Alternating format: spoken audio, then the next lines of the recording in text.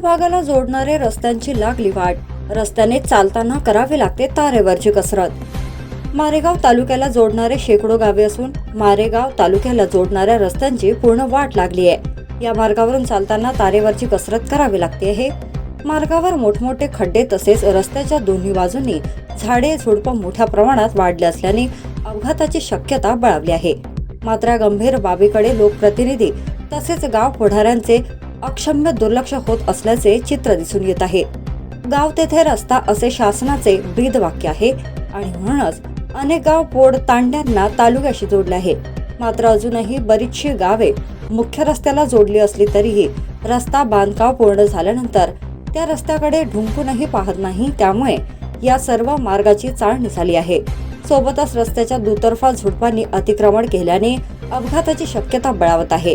पायदळ चालणेही दुरापास्त होत असल्याचे मारेगाव तालुक्यात पाहायला मिळत आहे।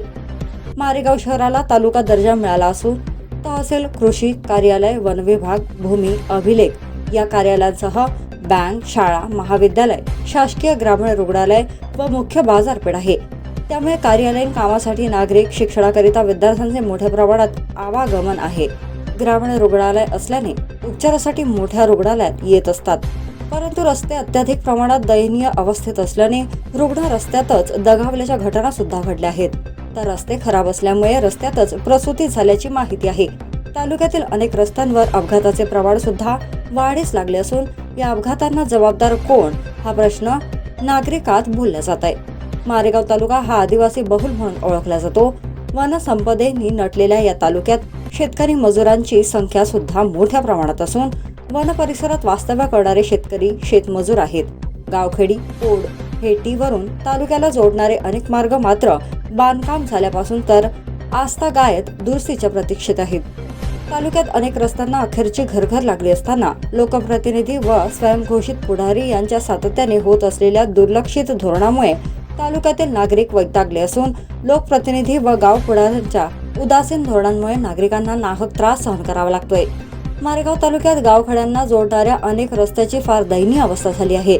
एकदा रस्ता बनविला की त्याकडे पुढाऱ्यांचे दुर्लक्ष होते, त्यामुळे अनेक अपघाताला नागरिकांना समोर जावे लागते, तर वाहनांचे मोठे नुकसान होत आहे। शहरात रस्ते गुळगुळीत आणि ग्रामीण भागातील रस्त्यांवर खड्ड्यांचे साम्राज्य आहे। म्हणजे शहरात नागरिक राहतात आणि ग्रामीण भागात जनावरे राहतात काय, यांना हे कळायला हवे। ग्रामीण भागातील नागरिकांना आपल्या गावांपर्यंत चांगले रस्ते निर्माण करायला हवे, हा त्यांचा हक्क आहे, असा सूर ग्रामीण लोकांमध्ये उमटू लागलाय। असे झाले खराब रस्ते। तालुक्यातील करणवाडी, पेंढरी 8 किमी, नवरगाव, अर्जुनी 3 किमी, कुंभा, मारडी 10 किमी, गौराळा, नेत, वरुड, चिंचाळा, आकापूर, कोलगाव, वेगाव, मारडी, हिवरा, मुकुटबन, करणवाडी ते कुंभा अशा अनेक गावखेड्यांना जोडणाऱ्या मार्गाची वाट लागली आहे।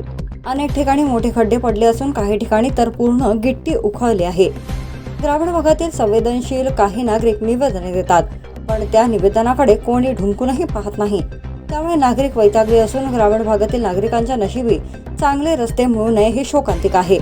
जलजीवनाच्या कामात ग्रामीण भागात अंतर्गत रस्त्यांची लागली वाट। जलजीवन मिशनचे गावखेड्यात हर घर जल योजना पोहोचवण्यासाठी पूर्ण रस्ते खोदून टाकलेत।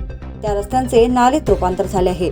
गावखेड्यात, वाड्या, तांड्यात प्रत्येक नागरिकांना पाणी मिळावं या उद्देशाने हर घर नल, हर घर जल या संकल्पनेच्या उद्दिष्टांपूर्तीसाठी जलजीवन मिशन योजनेच्या माध्यमातून नागरिकांना शुद्ध पिण्याचे पाणी उपलब्ध करून देण्यासाठी तालुक्यातील 104 ठिकाणी जलजीवन योजनेचे काम सुरू आहे।